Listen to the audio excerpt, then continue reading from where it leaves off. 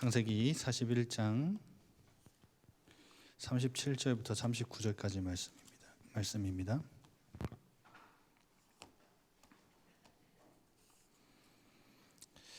창세기 41장 37절부터 39절까지 우리 다 같이 한 목소리로 합독하겠습니다. 바로와 그의 신하 모든 신하가 이 일을 좋게 여긴지라.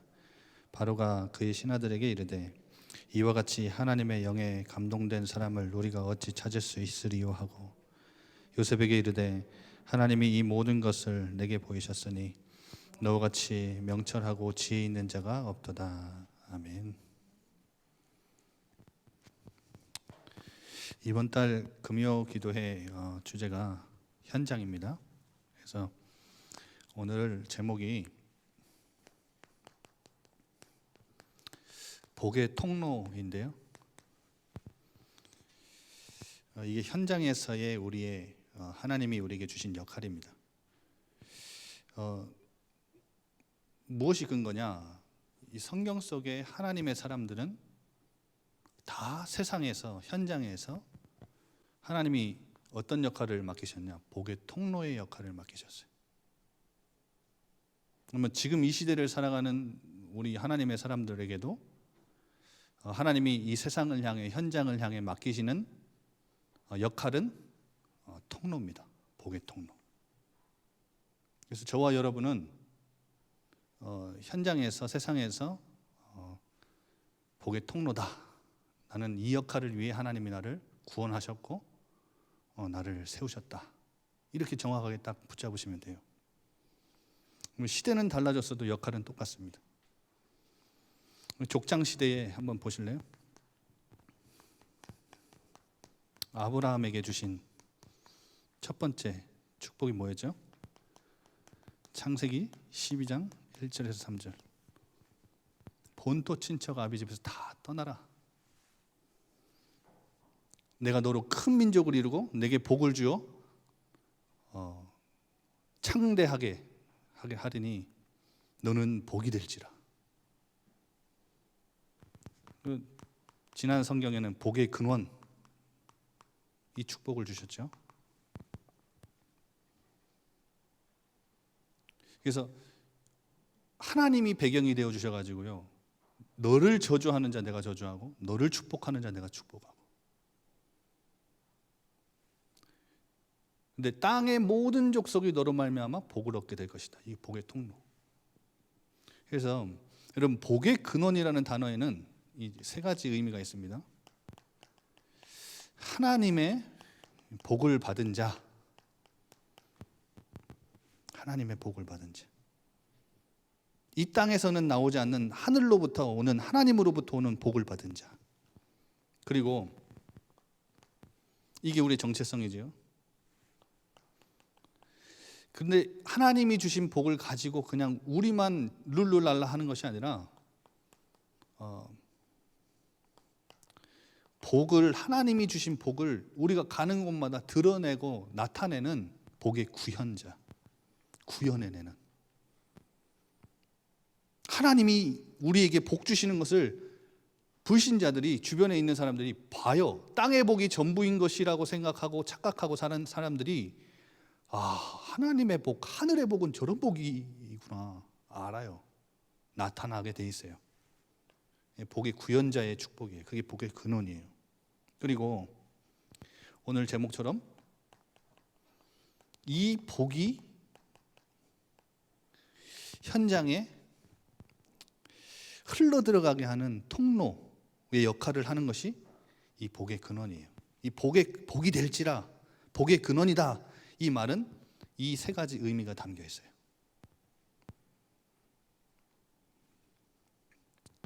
그러면 이삭을 한번 보실래요?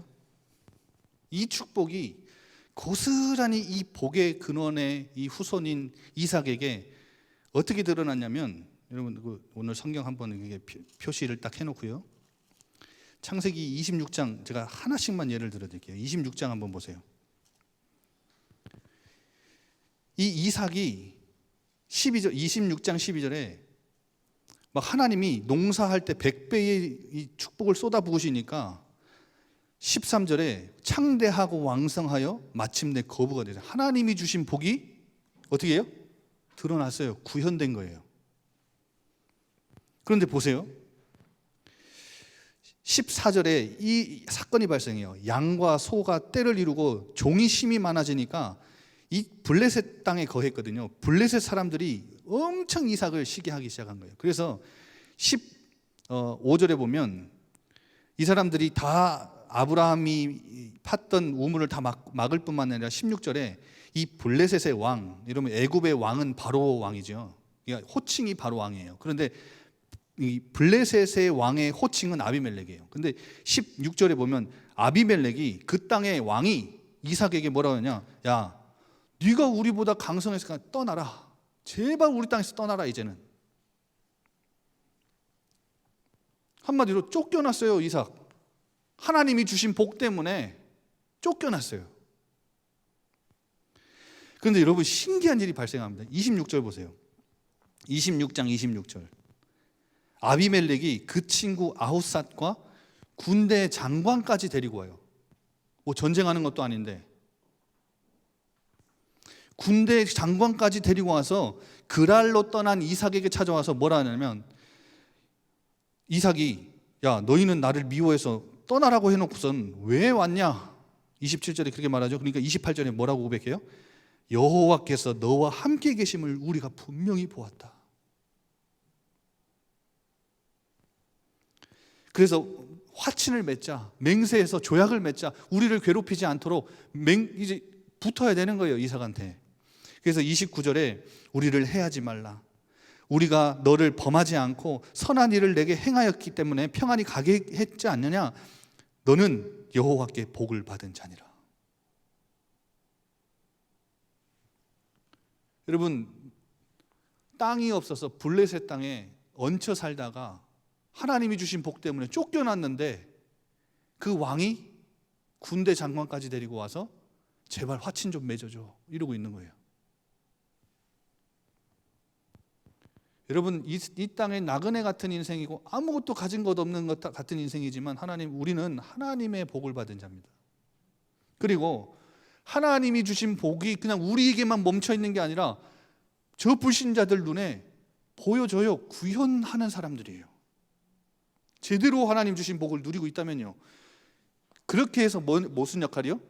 그들에게도 하나님이 살아계시면 나와 함께 하시는, 나에게 복 주시는 하나님이 누구신지를 설명하는 복의 통로의 역할을 감당하게 하셔요. 자, 한 명만 더 봅시다. 야곱 봅시다. 야곱이 도망갔죠. 그 삼촌 라반의 집에 갑니다. 근데 창세기 30장에 창세기 30장 30절 한번 보세요. 외삼촌 라반하고 이제 대화 중에 싹스를 정하자 해가지고 품삯을 정하는데, 이 야곱이 삼촌에게 뭐라고 말하냐면 30장 30절에 내가 오기 전에는 외삼촌 당신의 이 양떼의 소유가 굉장히 적었지 않습니까?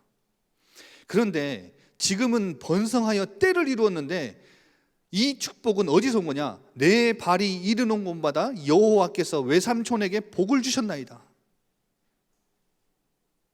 누가 주신 거라고요? 여호와께서. 누구에게요? 야곱에게 삼촌 라반의 양떼를 맡기니까 자기 양떼도 아니에요. 삼촌의 양떼를 맡아서 그냥 치고 있는데 하나님이 복을 막 쏟아 부으신 거예요. 여러분, 아브라함에게 주신 이 복의 근원의 축복이 이삭에게, 야곱에게, 그리고 오늘 요셉에게 그대로 이렇게 성취됩니다. 그러면 이 족장 시대만 그랬냐? 아니요. 모세, 다윗, 모든 바벨론의 포로대 같은 모든 사람들 다 이 축복을 누렸어요. 이 역할을 감당했다고요. 그럼 지금 이 시대 21세기를 살고 있는 우리에게도 하나님의 사람들에게 하나님은 복 받은 자로 부르셔서 복을 구현하는 자, 드러내는 자로 우리를 축복하셔서 어떤 역할을 감당한다고요? 복의 통로의 역할을 감당하게 하실 거예요. 여러분 오늘 이 언약을 딱 붙잡고 돌아가시면 돼요. 그런데 많은 분들이 내 모습 보면서 야, 내가 복을 받은 자 맞냐? 많은 분들이 나는 복 드러나지도 않는데. 그러니까 뭐 역할 제대로 잘 모르죠. 감당 못하죠. 여러분 그래서 오늘 딱 언약 붙잡고 돌아가는 밤이 되시기 바랍니다. 첫 번째로 이 요셉이 이삭과 야곱을 따라서 하나님이 주신 이 복을 받고 복을 구현하고 복의 통로의 역할을 감당하는 비밀이 있어서 비밀. 여러분 그 첫 번째가 어떤 비밀이냐? 오늘 41장 읽었죠? 41장 1절에 보면 만 2년 후에 이게 중요해요. 그 앞에 여러분 그 내용을 아시죠? 40장 14절에 보면 술 맡은 관원장의 꿈을 해석해주고 이렇게 요청을 합니다. 요셉이 한 번도 요청을 막 누구에게 해본 적이 없거든요. 아무리 억울한 일을 당해도 누구한테 뭐 부탁을 하거나 요청해본 모습이 하나도 안 나오는데 40장 14절에 술 맡은 관원에게는 이렇게 부탁을 해요. 당신이 잘 되시거든 나를 생각하고 내게 은혜를 베풀어 내 사정을 바로에게 하려 이 집에서 나를 건져달라. 그런데 오늘 41장 1절에 만 2년 후에는 무슨 말이냐? 이 술 맡은 관원이 요셉이 해몽해 준 대로 복직을 했는데 잊어버린 지 2년이 흘렀다는 거예요. 무슨 시간이에요? 굉장히 이 하나님 앞에 집중하며 기도하는 시간. 그런데 여러분 이 기도가 뭐가 기도냐? 내 생각을 내려놓는 게 기도예요. 요셉의 마지막 시험 코스는 하나님의 시험 코스는 요셉이 이때다 싶어서 술 맡은 관원을 만났을 때 해몽을 해주고 나를 건져달라 나는 억울하다 이렇게 얘기를 했는데 이 사람이 복직했는데 잊어버린 지 2년. 그 2년 동안 요셉이 얼마나 답답했겠어요. 한 달, 두 달, 석 달. 이제까지 나와 함께 하셨고 내게 은혜를 베푸셨던 그 하나님이 내 말도 들으셨을 거고 나에게 이 사람을 붙이신 게 정확하고 내가 이 사람에게 해준 해몽이 정확하게 성취됐는데 이 사람이 돌아가고 나서 까먹은 지 한 달, 두 달, 석 달, 12달, 13달, 14달. 여러분 그 한 달 한 달 그 시간들이 요셉에게는요 이게 내 생각이었구나. 여러분 그 기도는 내 생각을 내려놓는 게 기도예요. 내 생각을 바꾸는 게 기도라고요. 대부분의 사람들이 내가 원하는 때에 내가 원하는 모습으로 내가 원하는 방식으로 내가 원하는 결과가 나타나야 그것이 기도고 그것이 기도 응답이라 생각하는데 아닙니다. 하나님의 생각을 묻는 게 기도예요. 하나님의 때가 반드시 다가와요. 이게 바로 기도 응답이에요. 하나님의 때가 있어요. 하나님의 때가 반드시 와요. 어떤 때가 왔어요? 이제요 복의 통로의 역할을 감당할 그 시간표가 딱 온 거예요. 하나님의 복을 구현할 그 딱 시간표가 딱 온 거예요. 만 2년 만에 무슨 일이 발생하냐? 바로가 꿈을 꾼즉. 여러분 이 바로는 애굽의 신적인 존재입니다. 절대 권력자입니다. 신격화된 절대 권력자인 이 바로가 어느 날 꿈을 꿔서 이 꿈 때문에 완전히 무너져요. 여러분 보세요. 현장에서 여러분 그 가정에서 주변에 이 절대 권력자들이 있지요. 어떤 사람들이요? 내가 하나님 자리에 선 자들. 내가 절대 권력자라. 내가 창조주라. 그래서 이 사람들의 특징이 뭐죠? 하나님 필요 없는 사람들이에요. 여러분 혹시 신앙생활 하는데 핍박하는 남편들 있지요? 핍박을 하는 이유가 뭐냐? 내가 절대 권력자예요. 내가 하나님 자리에 서서 하나님 절대 필요 없어요. 이 사람들을 보고 뭐라고 하는지 아세요? 성경은 오만한 사람이에요. 교만한 사람. 이 하나님의 자리에 올라선 자들이 어느 날 요셉에게는 아무것도 아닌 꿈 하나에, 바로에게는 이 꿈이 하나님이지요. 이 꿈 하나에 번민합니다. 번민. 여러분 번민 무슨 뜻인지 알죠? 절대 견디기 어려운 격정적인 마음이에요. 격정적인 마음. 잠을 이룰 수도 없고 밥을 먹을 수도 없고 시달리는 거죠. 시달리는 거예요. 이 절대 권력자의 자리에서 군림해서 모든 애국과 나라를 통치하던 그 대제국을 다스리던 절대 권력자가 꿈 하나에 번민하기 시작해요. 그리고 혼란스러운 마음에 안절부절하고 있어요. 더 그게 가중되는 게 뭐냐? 그때의 마술을 벌이던 마법을 부리던 그 점술가들을 불렀는데 점술가들도 해몽을 못해요. 이 꿈은 반드시 뭐가 있는데 해몽을 못해요.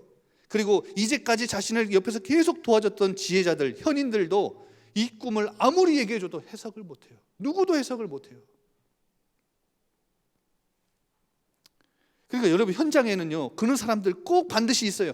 내가 하나님 자리에 서서 하나님 필요 없다 떵떵거리며 살다가 어느 한순간 아무것도 아닌 것 같은 그 사건 하나에, 그 문제 하나에 이제까지 계속해서 도움을 받았던 그 도움도, 누구의 도움도 이제는 받지 못하는 그런 상태, 그런 상황, 그 시간표가 딱 와요.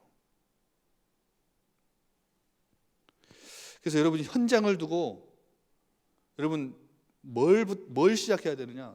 이 기도 시작해야 돼요.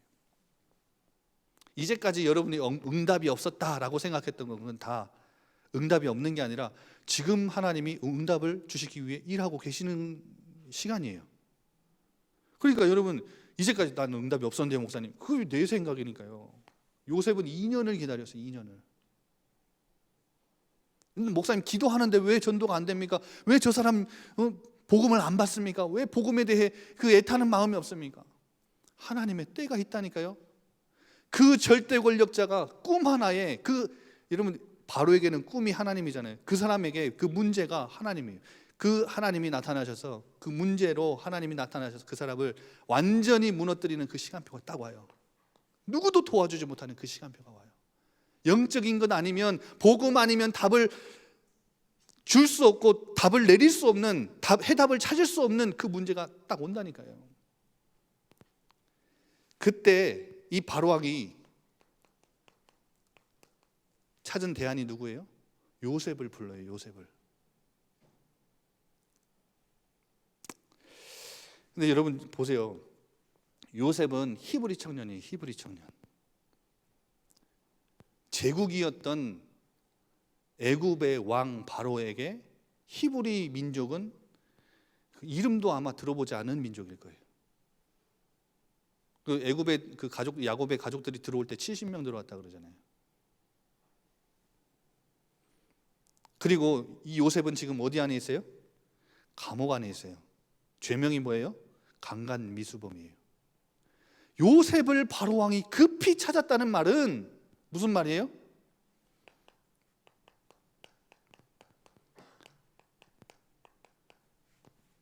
신적인 존재인 바로 왕이, 절대 권력자인 바로 왕이 한낱 인간에 불과하다는 말이에요.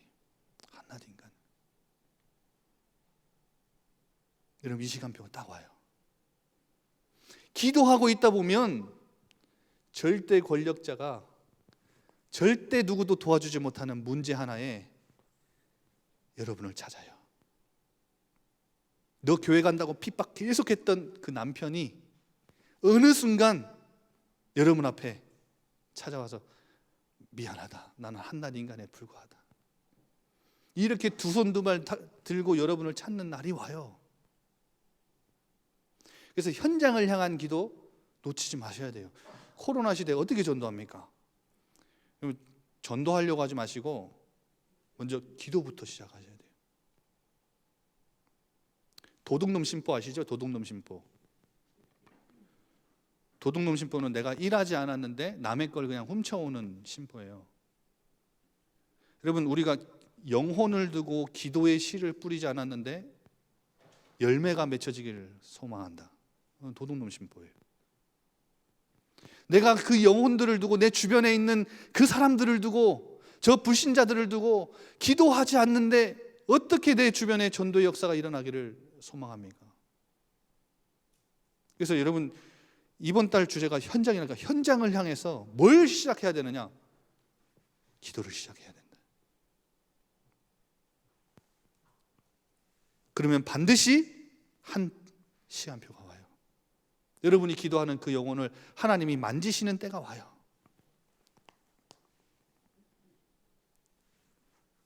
이 요셉이 복의 통로의 역할을 감당하는데 첫 번째가 기도였어요. 하나님이 2년을 기다리게 하셨어요. 그런데 이 바로왕 앞에 서서 꿈을 해석했죠. 오늘 41장 38절에 바로가 신하들에게 이렇게 말을 해요. 하나님의 영에 감동된 사람을. 그러니까 이게 문자적으로는 이게 좀 어떤 의미에서 이렇게 감동된 사람이다 이렇게 표현을 했는지 모르겠는데, 문자적으로는 이렇게 표현이 되어 있어요. 하나님의 영이 있는 사람. 누구도 도와줄 수 없는, 누구도 해결해 줄 수 없는 영적 문제 가득한 현장에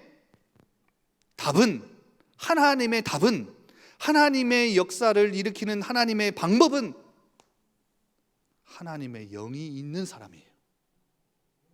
여러분, 가정에 그 흑암 가득한, 여러분 그 영적 문제 심각한 여러분 가정 가문에 살릴 수 있는, 빛을 발할 수 있는 하나님의 방법은 영이 있는 한 사람, 하나님의 영이 있는 사람.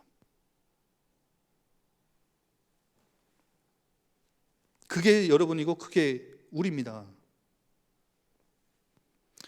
바로 입에서 오늘 38절에는 그 문자, 히브리 문자로는 엘로힘 이렇게 되어 있거든요. 바로 왕이 엘로힘 하나님을 고백한 거예요. 그럼 어디서 엘로힘을 들었을까요? 이 사람이 이 요셉의 해몽에 보면 41장 16절에 이렇게 해몽하죠. 능히 푸는 사람이 없는데 너가 나에게 풀 수 있냐? 이 말에 16절에 요셉이 바로에게 이렇게 해요. 내가 아닙니다. 나는 할 수 없습니다. 하나님께서, 엘로힘께서 당신에게 편안한 대답을 하실 겁니다. 여러분, 무슨 말이에요? 이 말이 무슨 말이에요? 지금 무슨 의미가 담겨져 있어요? 보이지 않지만 절대 주권을 쥐고 이 애굽의 흥망성쇠를 결정하시는 분이 내가 믿는 하나님이다. 그 하나님이 당신에게 꿈을 주신 건데 이 꿈에 대한 해몽을, 편안한 답을 나에게 주실 것이다. 여러분, 그래서 이 시간표가 정확하게 딱 오면 뭘 해야 되냐? 여러분 안에서 여러분과 함께 하시고 여러분에게 역사하시는, 여러분이 알고 있는 그 하나님, 여러분이 경험한 그 하나님을 소개하세요. 소개하세요. 불신자가 떵떵거리며 살다가 어느 한순간 여러분을 찾아올 때 여러분은 준비하고 있으면 돼요. 당신의 생사화복을 주관하시는 하나님, 당신의 안고 일어섬과 태어남과 죽을 날을 계수하고 지금도 당신의 모든 생각과 마음을 주관하시고 감찰하시고 붙잡고 계시는 그 하나님 소개하세요.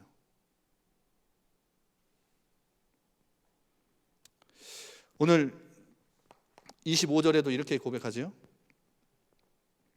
당신이 꾼 꿈은 두 개의 꿈인데 하나입니다. 사실은 하나님이, 엘로힘이 하실 일을 당신에게 보이신 겁니다. 그런데 언제 보이시냐? 32절에 보면 이 같은 꿈을 두 번이나 겹쳐서 꾸신 것은 하나님이, 엘로힘이 그 일을 아예 확정하신 겁니다. 그리고 그가 속히 행하실 것입니다. 그런데 여러분, 참 신기한 게 있죠. 여기서 엘로힘을 들었어요. 그런데 오늘 33절부터 36절까지 보면 해몽만 한 게 아니라 그냥 해몽만을 원해서 요셉을 불렀는데 뭐까지 주냐? 정치적인 대안까지 내놔요. 아주 생각지도 못한 이 대안을 탁 바로 왕 앞에 내놓죠.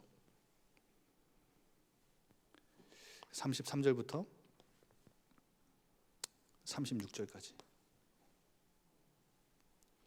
이때 이 해몽과 대안을 들은 모든 주변에 있는 신하들이 어떻게 해요?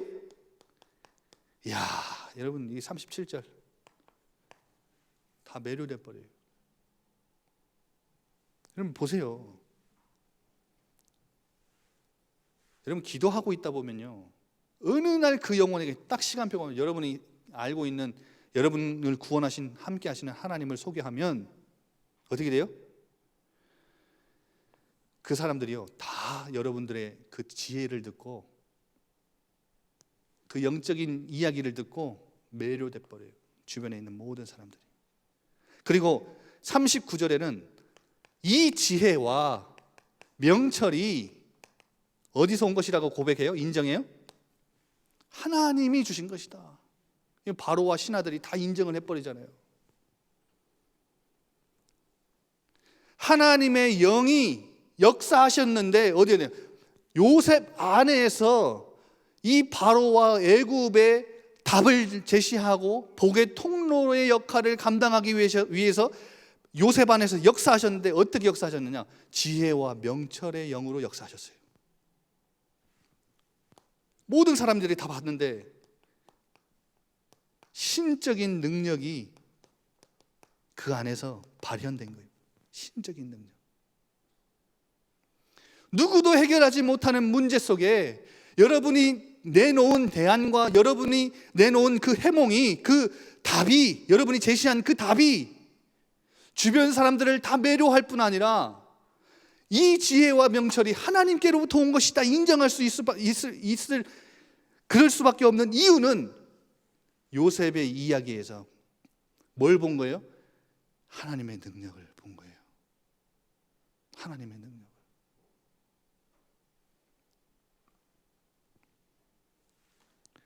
여러분, 그래서 하나님의 영이 있는 사람은 시대의 답을 제시할 수 있고 시대의 문제를 해결할 수 있습니다. 하나님의 영이 가능합니다.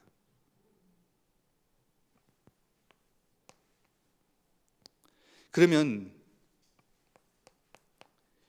이 지혜와 총명의 영은 무엇과 연결되느냐? 이사야서 11장 1절에서 2절 제가 읽어드릴게요. 이사야 선지자가 이렇게 예언을 했어요. 메시아가 이 땅에 오셔서 하나님의 평강의 나라를, 평화의 나라를 다스리실 것이다. 이것에 대한 예언을 메시아적 예언을 강하게 했던 부분이 11장인데 이새의 줄기에서 한 싹이 나며, 그러니까 지금 다윗 왕조가 지금 파국적 심판을 맞았잖아요. 그런데 이새의 줄기라는 표현은 다윗 왕조가 지금 끝난 것처럼 보이는데 뿌리채 뽑힌 것은 아니라는 거예요. 다윗의 원뿌리인 이새의 줄기에서 한 싹이 날 것이다. 그 싹이 나면 그 뿌리에서 한 가지가 결실할 것인데 그 위에 여호와의 영, 곧 지혜와 총명의 영이요, 모략과 재능의 영이요, 지식과 여호와를 경외하는 영이 강림하시리니. 누구에게요? 메시아가 이 땅에 오시면 그 위에 지혜와 총명의 영이 강림하실 것이다. 그가 메시아일 거다. 제가 말씀드리고 싶은 게 뭔지 아시죠? 요셉과 함께 하셨던 하나님의 영이 애국과 바로 왕에게 모든 나라의 전 세계를 먹여 살렸던 그 하나님의 복의 통로의 역할을 감당하기 위해 역사하셨던, 요셉 안에서 역사하셨던 하나님의 영이, 지혜와 명철의 영으로 역사하셨던 그 영이 누구에게 임해요? 메시아에게 임할 것이다. 그에게 임하면 그가 바로 메시아다. 그가 이 땅을 통치하실 것이다. 그런데 여러분 실제로 어떻게 됐어요? 누가복음 3장 21절 22절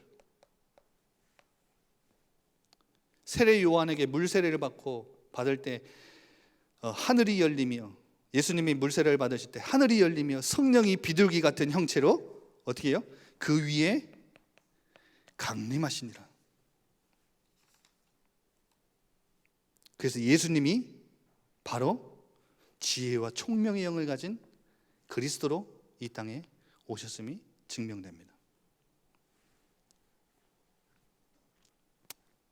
한마디로 여러분, 아브라함에게 주셨던 복의 근원의 이 약속은 이삭과 야곱과 요셉에게 부분적으로 성취됐고, 이 지혜와 총명의 영인 하나님의 영은 어디서 완성되느냐? 그리스도에게서 완성됩니다. 그리스도에게 임함으로 완성됩니다. 그런데 갈라디아서 3장 14절 무슨 말씀이 있느냐?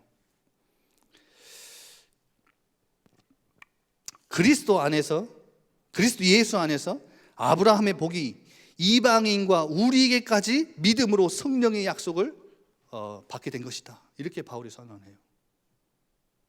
어디 안에서요? 예수 그리스도 안에서 이 아브라함의 복이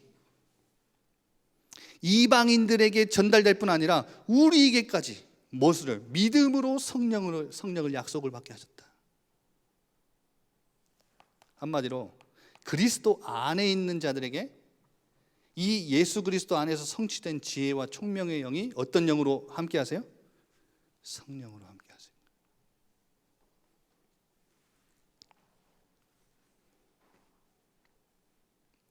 그러면 여러분, 마지막 결론으로 알겠죠? 이제 하나님이 나를 복받은 자로, 복의 구현자로 부르셔서 세상에서, 현장에서 복의 통로의 역할을 감당하게 하시려고 나를 부르셨다.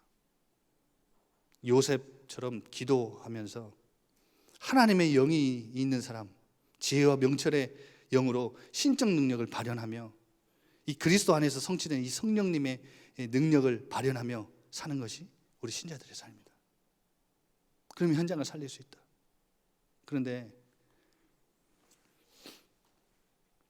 안타깝게도 우리는 그 세상 사람들에게 부족한 모습이 너무 많죠. 떳떳하지도 못해요. 내가 크리스찬이라고 말하기도 부끄러운 모습이 많아요. 복의 통로이기는커녕, 복을 나타내고 드러내는 구현자이긴커녕 오히려 손가락질 받을 때가 더 많고요. 그렇죠? 부족한 모습, 그리고 부끄러운 실수들. 저도 지금 생각해 보면 성령이 충만하지 못할 때 얼마나 그 부끄러운 내 생각들, 내 말들, 내 선택들, 내 판단들, 얼마나 부끄러운 것들이 많은지요. 심지어 여러분 좀 불신자들에게까지도 목사라고 당당히 말 못할 만큼 너무 부끄러운 모습들이 많아요. 그러면 하나님이 나를 복의 통로로의 역할을 감당하기 위해 나를 부르신 게 맞는데, 성령님이 그리스도 안에서 성취된 이 성령님이 내 안에 계신 것도 맞는데, 그럼 목사님 어떻게 해야 현장에서 복의 통로의 역할을 감당할 수 있습니까?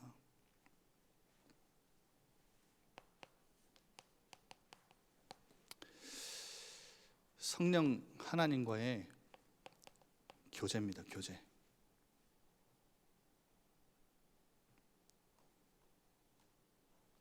성령의 능력은 어디서 나오는지 아세요?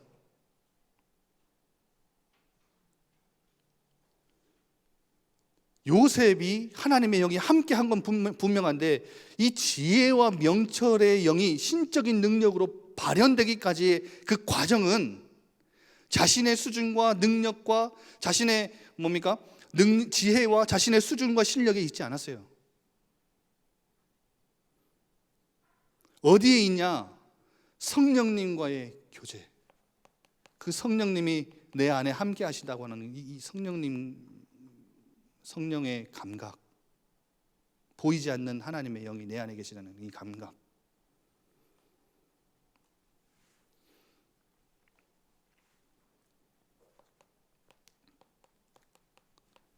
성령님으로 내 생각과 마음, 머리끝부터 발끝까지 충만하게 나를 사로잡으시는 그 성령의 충만함. 이게 성령 안에서의 기도 속에서 나옵니다. 여기에서 신적인 능력이 발현되는 겁니다.